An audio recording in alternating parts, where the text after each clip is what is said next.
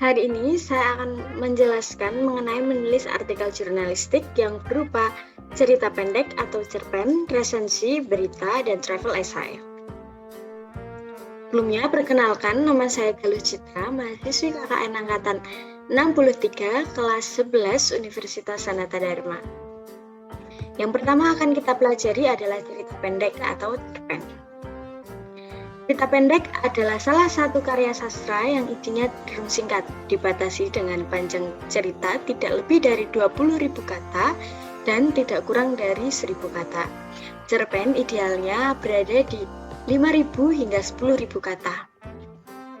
Lalu selanjutnya ada unsur-unsur cerita pendek atau cerpen. Cerpen memiliki dua unsur. Yang pertama ada unsur intrinsik, unsur pembentuk cerpen yang terdiri dari tema, alur, latar, perwatakan, tokoh, dan nilai yang terkandung dalam cerita itu sendiri. Lalu yang kedua ada unsur ekstrinsik, unsur yang berada di luar penulisan cerpen tetapi memiliki pengaruh pada cerita itu sendiri. Dan unsur ekstrinsik berupa latar belakang penulisan atau situasi, kondisi saat cerpen itu ditulis. Lalu selanjutnya ada langkah-langkah menulis cerita pendek. Yang pertama ada menentukan tema. Tema adalah ide pokok sebuah cerita. Tentunya kita harus memiliki ide atau tema khusus sebelum menulis sebuah cerita pendek. Lalu yang selanjutnya menentukan penokohan dan watak. Tokoh dibagi menjadi 3 karakter, yaitu tokoh protagonis atau biasanya menjadi tokoh utama dalam sebuah cerita. Lalu ada tokoh antagonis, ini biasanya menjadi lawan dari tokoh utamanya. Serta tokoh tritagonis yang biasanya menjadi penengah dari tokoh utama dan tokoh lawan. Seperti itu teman-teman. Lalu tidak hanya menentukan tokoh, teman-teman juga perlu mendeskripsikan watak tokoh dalam sebuah penjelasan. Biasanya bisa disampaikan melalui dialog atau penjelasan narasi ataupun penggambaran fisik tokoh. Lalu selanjutnya teman-teman bisa menentukan alur cerita. Alur adalah jalan cerita yang akan teman-teman kembangkan sampai menjadi sebuah cerpen. Ini ada 3, dibagi menjadi 3. Yang pertama, alur maju adalah rangkaian peristiwa yang urutannya sesuai dengan urutan waktu kejadian. Ceritanya bergerak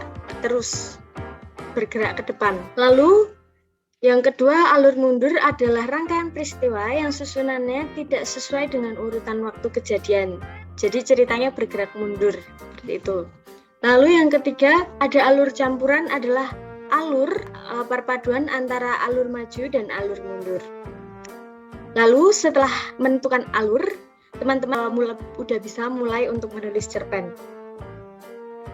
Teman-teman dapat mengembangkan cerita dari tema yang telah teman-teman tentukan sebelumnya. Jadi yang pertama bisa menulis cerpen sesuai alur yang sudah dipilih, lalu diberikan juga judul yang menarik, terus menggunakan gaya bahasa yang tepat agar pembaca dapat dengan mudah memahami cerita-cerita yang teman-teman tulis.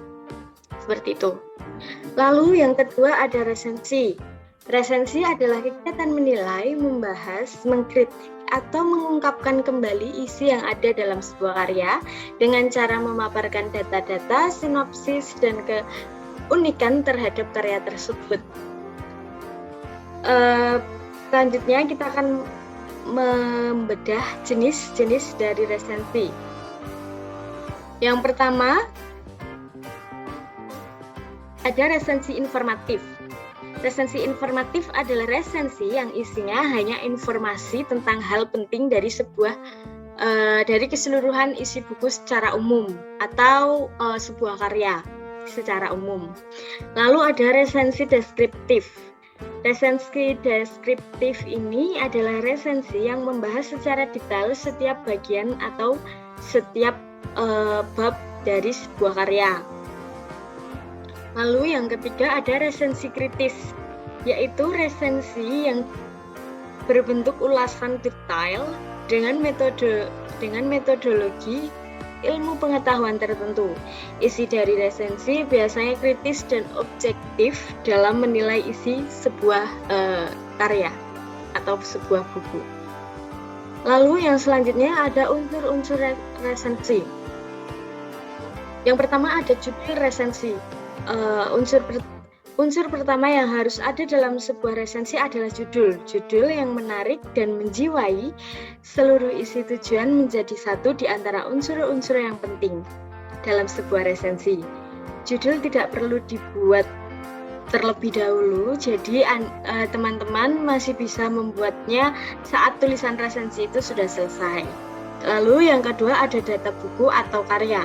Mencantumkan data buku seperti judul buku, pengarang atau penerbit, tahun terbit, beserta cetakannya, jumlah halaman, serta harga buku yang diresensi.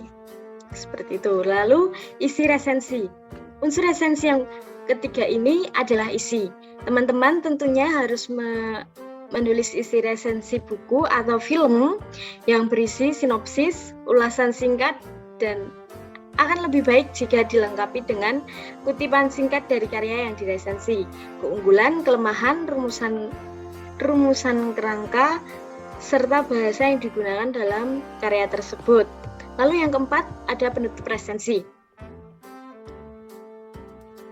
Umumnya pada bagian penutup tersebut, alasan mengapa buku atau sebuah karya ditulis dan kepada siapa karya tersebut ditujukan, seperti itu. Jadi penutup ini bisa dikatakan sebagai kesimpulan dari resensi yang sudah ditulis teman-teman. Lalu yang ketiga ada struktur resensi. Struktur resensi yang pertama ada identitas atau mencakup judul, pengarang, penerbit, tahun terbit, tebal halaman, serta ukuran buku. Lalu yang kedua ada orientasi. Bagian ini umumnya terletak di paragraf pertama. Isinya berupa penjelasan tentang kelebihan buku seperti penghargaan yang pernah didapatkan oleh buku atau sebuah karya yang sedang diresensi. Lalu ada sinopsis, sebuah ringkasan yang menggambarkan pemahaman penulis terhadap isi karya. Jadi pemahaman teman-teman terhadap karya atau buku yang teman-teman sedang resensi, begitu. Lalu yang keempat ada analisis. Ini paparan tentang keberadaan unsur-unsur cerita seperti tema, penokohan, serta alur. Lalu yang kelima ada evaluasi. Sebuah paparan mengenai kelebihan dan kekurangan suatu karya, seperti itu teman-teman. Lalu yang selanjutnya kita akan belajar mengenai berita. Teks berita merupakan teks yang berisi segala peristiwa yang terjadi di dunia. Teks berita biasanya disebarkan melalui berbagai media seperti koran, majalah, radio, televisi, internet, ataupun media lainnya. Struktur teks berita dibagi menjadi 3. Yang pertama, ada orientasi berita. Orientasi berita merupakan bagian pengenalan masalah atau hal yang akan dibahas dalam berita. Lalu yang kedua ada peristiwa. Struktur ini menceritakan tentang kejadian yang terdapat pada peristiwa atau hal yang ingin dibahas secara rinci dan berurutan. Di bagian peristiwa ini teman-teman harus menjelaskan unsur mengapa dan bagaimana. Ingat ya teman-teman, unsur-unsur untuk menulis berita. Lalu yang struktur yang ketiga, sumber berita. Sumber berita ini biasanya terletak di bagian awal berita atau di bagian akhir berita. Lalu selanjutnya ada unsur-unsur berita. Ini ada 6. Tentunya harusnya teman-teman sudah hafal dengan 6 unsur berita ini. Yang pertama dengan what atau apa, peristiwa apa yang sedang terjadi, seperti itu. Lalu ada where, di mana peristiwa ini terjadi, di mana peristiwanya terjadi, seperti itu. Lalu ada when, kapan peristiwanya terjadi. Lalu who, siapa yang terlibat dalam peristiwa tersebut. Lalu kemudian why Mengapa peristiwa ini bisa terjadi? Mengapa peristiwa itu bisa terjadi? Lalu how? Yang terakhir adalah how, bagaimana proses peristiwa itu terjadi. Teman-teman bisa menghafalkannya dengan 5W 1H atau dengan adik Simba. Apa, di mana, kapan, siapa, mengapa, dan bagaimana. Itu lebih mudah, bukan, untuk dihafalkan. Lalu yang selanjutnya adalah mengenai travel essay. Apa sih travel essay ini? Travel essay adalah sebuah tulisan perjalanan. Ketika teman-teman melakukan sebuah perjalanan, teman-teman bisa menuliskannya setelah melakukan perjalanan itu untuk mengenang perjalanan-perjalanan yang teman-teman lakukan. Bagaimana cara menjadi travel writer atau penulis esai perjalanan? Mari kita lihat sama-sama. Oke. Ada sekitar 6 step untuk menulis esai perjalanan. Yang pertama adalah menumbuhkan ciri atau keunikan penulis. Jadi teman-teman,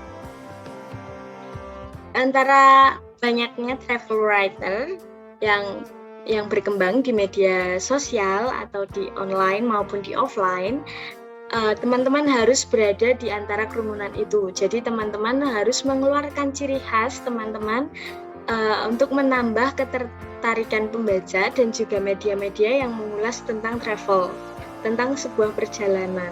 Dan siapa tahu lain kali teman-teman dapat pergi kemanapun dan tanpa mengeluarkan budget, tanpa mengeluarkan biaya, karena teman-teman dapat menulis sebuah esai perjalanan dengan menarik seperti itu.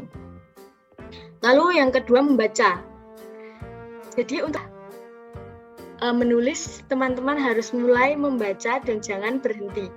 Membaca buku-buku non-fiksi tentang traveling, majalah-majalah yang mengulas tentang travel. Teman-teman akan belajar untuk tahu bagaimana cara menulis dan apa yang diinginkan oleh penerbit dan editor dengan banyak membaca. Lalu yang kedua, ngeblog teman-teman. Membuat blog adalah latihan yang hebat bagi para penulis. Jadi jika kalian ingin menjadi penulis, penulis travel essay ya khususnya, kalian harus rajin-rajin menulis di blog. Lalu yang ketiga, hindari klise. Teman-teman perlu menemukan angle cerita atau sisi cerita yang bagus. Tidak masalah jika teman-teman pergi ke tempat-tempat yang banyak dikunjungi, tapi cari sudut cerita yang jarang sekali atau bahkan belum pernah diceritakan oleh penulis-penulis lainnya.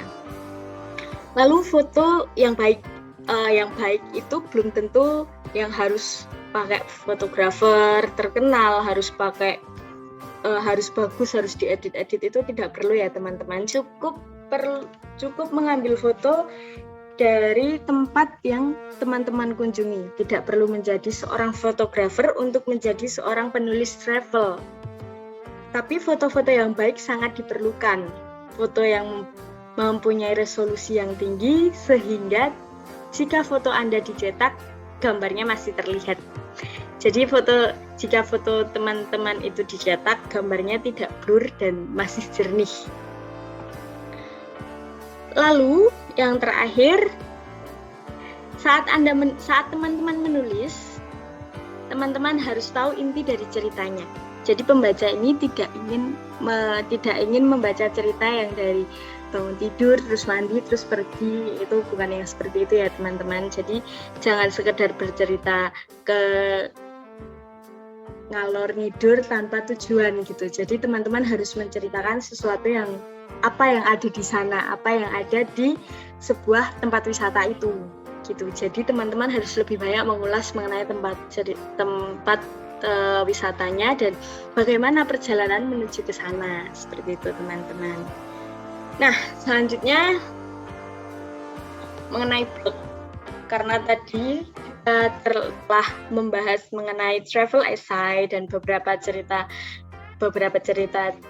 pendek, berita, dan resensi, akan lebih baik jika teman-teman ini mengunggahnya di sebuah blog. Jadi tidak hanya disimpan, tapi juga disebarkan agar banyak pembaca yang mengetahui kreativitas teman-teman. Lalu gimana Kak caranya buat blog gitu? Gampang sebenarnya, apalagi untuk pemula. Ini ada beberapa situs blog yang mudah untuk dibentuk. Salah satunya adalah Blogger. Ya, yang pertama teman-teman bisa buka Google Chrome pada ponsel. Ini bisa dibuat account kita bisa dibuat dengan menggunakan ponsel aja ya teman-teman, dan itu sangat mudah. Yang pertama, buka Google Chrome pada ponsel teman-teman. Lalu yang kedua, ketik situs blogger.com. Lalu klik masuk. Itu biasanya menggunakan email teman-teman, email Google yang ada di Chrome, di Google Chrome gitu. Saya masukin password. Nah, teman-teman telah berhasil login. Langkah berikutnya lalu klik buat blog baru. Nah, nanti kalau teman-teman sudah masukin email dan password, nanti teman-teman langsung masuk ke blog baru. Nah, selanjutnya teman-teman bisa masukkan judul dan alamat blog yang ingin Anda buat, yang ingin teman-teman buat. Apabila ada pemberitahuan tidak tersedia, berarti teman-teman harus mengganti alamat blog karena alamat tersebut sudah digunakan. Seperti itu teman-teman. Nah, saat membuat alamat blog, pastikan untuk memberikan nama yang mudah diingat. Jangan terlalu panjang, jangan menggunakan angka, dan jangan menggunakan tanda strip. Pilih tema yang ingin Anda gunakan. Seperti itu teman-teman. Jadi kayak misalnya mau nulis tentang cerita-cerita pendek gitu. Jadi kayak short story by seperti itu bisa. Jadi nanti di blognya isinya cerita-cerita pendek by misalnya by Yola misalnya. Jadi kayak namanya tuh short story by Yola misalnya seperti itu. Lalu yang terakhir, klik buat blog dan tunggu prosesnya hingga selesai. Sangat mudah bukan teman-teman? Cerita pendek itu kan sebenarnya lebih singkat ya daripada kita baca novel, kita baca cerita novelet, tiba-tiba kayak gini, tiba-tiba kayak gitu gitu ya. Terus setelah itu baru kalian bisa nulis cerpen. Bisa sambil apa aja gitu, dan itu di rumah dan tidak dipatok sama apapun. Kalau misalnya nih yang masih sekolah, biasanya kan ada tugas nulis cerpen, ada tugas nulis eksposisi, teks-teks kita kayak gitu. Itu kan ya kalau cuma disuruh terus mulai kan ya.